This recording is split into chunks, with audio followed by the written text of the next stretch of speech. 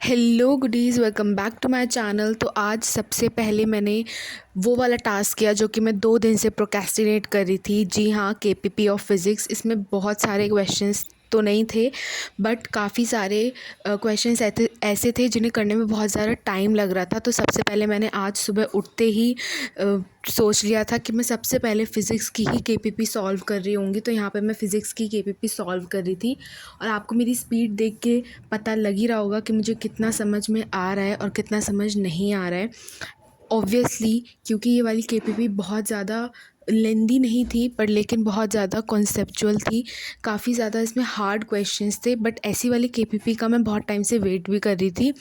तो या this is what I am doing my KPP of physics.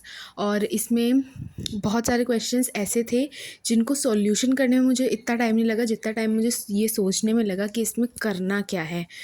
तो हाँ, बहुत ज़्यादा टाइम लगा था इसको करने में। और आप लोग बताना आपको ये वाली केपीपी करने में कितना टाइम लगा। बट मुझे तो पूरा स्टार्टिंग से लेके एंड तक मैंने सॉल्यूशन किया, फिर जो गलत हुए उसको देखा, और गलत हो जो इनकरेक्ट क्वेश्चन थे उनको चेक करने के बाद मैंने वीडियो सॉल्यूशन देखा। इन सब चीज़ों में मुझे 2.5 आवर्स लग गए थे अप्रॉक्सीमेटली। तो आपको पता लग ही रहा होगा कि ये कितनी ज़्यादा बड़ी केपीपी थी। मतलब बड़ी इन द सेंस बहुत ज़्यादा क्वेश्चंस नहीं थे इसमें, बट लेकिन 30 क्वेश्चंस के अराउंड ही थे। बट जो एक एक क्वेश्चन था उसमें बहुत ज़्यादा टाइम लग रहा था। तो या अब इसको करने के बाद मुझे समझ आया कि वेक्टर्स के बाद जो फिज़िक्स असली स्टार्ट होने वाली है उसमें मुझे अपनी स्पीड बढ़ाने की ज़रूरत है। और अभी मॉड्यूल्स में मैंने जब चेक किया इसके क्वेश्चन प्रैक्टिस करने का, तो वेक्टर्स नाम का कोई चैप्टर ही नहीं है फ़िज़िक्स के मॉड्यूल में। तो आप लोग मुझे बता सकते हैं कि मैं कहाँ से बाकी के और क्वेश्चंस प्रैक्टिस करूँ वेक्टर्स के, ताकि मैं अपनी स्पीड बढ़ा सकूँ। तो उसके लिए मुझे क्वेश्चन प्रैक्टिस करने हैं। तो आप लोग कौन सी बुक प्रेफर कर रहे हो या कौन सा ऑनलाइन सोर्स प्रेफर कर रहे हो, तो वो मुझे ज़रूर से बताना। बाय द वे, आप लोग केपीपी मतलब जो भी आपको होमवर्क मिलता है उसको करने में आपको कितना टाइम लगता है ये भी मुझे बताना, ताकि मैं अपनी स्पीड थोड़ी सी देख पाऊँ। क्या मैं सच्ची में स्लो हूँ या फिर मुझे लग ही रहा है कि मेरे को बहुत टाइम लग रहा है इन सारी चीज़ों को सॉल्व करने में। और यहाँ पे मैं आई थिंक आधी केपीपी यहाँ पे मेरी कंप्लीट हो चुकी थी। और जो फर्स्ट हाफ ऑफ द केपीपी थी वो एक्चुअली में फिर भी थोड़ी सी ठीक थी, बट जो सेकंड हाफ वाली केपीपी थी उसमें ज़्यादा सोचना पड़ रहा था। So this is my solutions that I have did. बहुत सारी चीज़ें मेरी गलत भी थी, बहुत सारी सही भी थी। और दिस इज़ द सॉल्यूशंस। और इसके बाद ये वाले 8 क्वेश्चंस थे पूरी केपीपी में जो कि मुझे ढंग से नहीं आए थे। इसके बाद मैंने मैंगो शेक पिया and this is my to do list by the way for the day. And या इसके बाद मैंने इसका सॉल्यूशन वीडियो सॉल्यूशन भी देखा था केपीपी का, और वहाँ से वो इनकरेक्ट क्वेश्चन सॉल्व कर लिए थे। एंड आफ्टर दैट मैंने द लिविंग वर्ल्ड की पूरी एनसीईआरटी रीड कर ली थी बहुत अच्छे से, और काफ़ी सारे निमोनिक्स भी बनाए थे। मतलब काफ़ी सारी चीज़ें साइड साइड में लिख भी ली थी। तो आई थिंक ये वाला चैप्टर अब मुझे और करने की ज़रूरत नहीं है रिवाइज़। जस्ट मुझे क्वेश्चन प्रैक्टिस चाहिए जो कि मैं आगे आने वाले दिनों की टू डू लिस्ट में ऐड करूँगी। सो या इसके बाद मैंने बॉटनी का ख़त्म करने के बाद मैंने ज़ूलॉजी का लेक्चर लिया था। यहाँ पे मैं रिकॉर्डेड फॉर्म ही ले रही थी। मैं ख़जाना से वाला लेक्चर ले रही थी।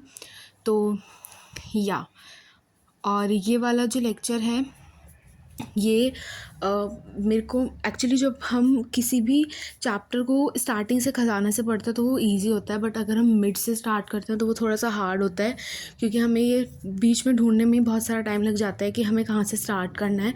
तो आधा घंटा तो मुझे यही ढूंढने में लग गया था कि मैं कौन से लेक्चर पे हूँ और मुझे कौन से लेक्चर से स्टार्ट करना चाहिए।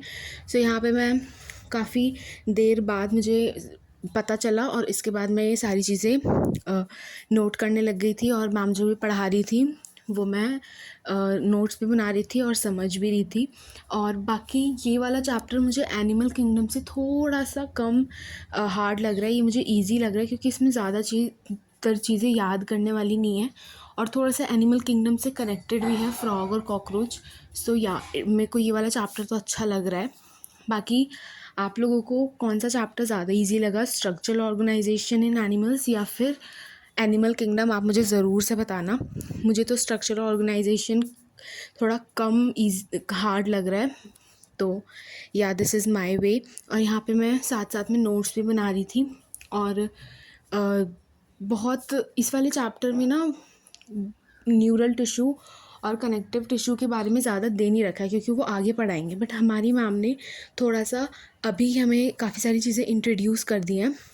तो यहाँ पे मुझे ये भी एनसीईआरटी से करके टिक लगाना पड़ेगा अब, कि अगर स्कूल में कोई एग्ज़ाम हुआ तो कौन कौन सी चीज़ें मुझे पढ़ के नहीं जानी है, ताकि मेरा कोई भी टाइम वेस्ट ना हो उस टाइम पे कि मैं सारी चीज़ें पढ़े जा रही हूँ और एग्ज़ाम में बहुत ही थोड़ा सा कंटेंट आ रहा है, बहुत ज़्यादा टाइम वेस्ट हो जाएगा। And these are my writings which I did. और यहाँ पे मैंने ये सारे नोट्स बनाए थे, बहुत सारे डायग्राम्स मैम ने बनवाए और बहुत अच्छे से समझ में भी आया।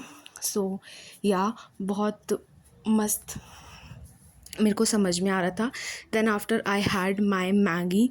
सो इसके बाद मैंने पूरा दिन वेस्ट कर दिया, सो सॉरी। बट मैं आगे कोशिश करूँगी कि मैं इन सारे जो भी मैंने आज नहीं पढ़ा है उनको मैं कवर अप कर लूँ। Thanks for watching, subscribe for more.